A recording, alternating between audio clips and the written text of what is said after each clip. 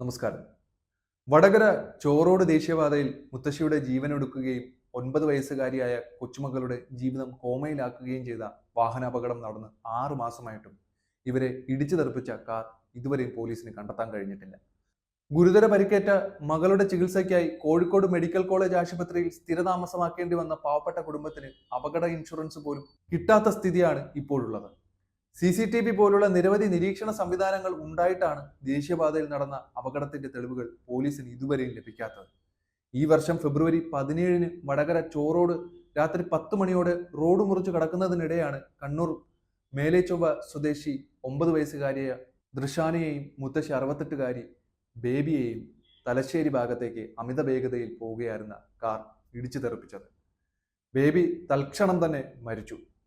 Mundayad LP സ്കൂളിൽ 5-ാം തരം വിദ്യാർത്ഥിനിയായ ദൃശാനയ്ക്ക് ഗുരുതര പരിക്കുമേറ്റു.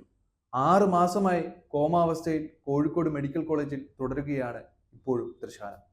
ദേശീയപാതയിലൂടെ കടന്നുപോയ വെള്ള നിറത്തിലുള്ള കാറാണ് CCTV ഉൾപ്പെടെയുള്ള നിരീക്ഷണ സംവിധാനങ്ങൾ ഉണ്ടായിട്ടും വടകര ലോക്കൽ പോലീസിന് ഇതുവരെ കണ്ടെത്താൻ കഴിയാത്തത്. 4 മാസം മുമ്പ് കേസ് ക്രൈംബ്രാഞ്ച് ഏറ്റെടുത്തിട്ടും ഇതുവരെയും ഒരു തുമ്പുണ്ടാക്കാനും കഴിഞ്ഞിട്ടില്ല.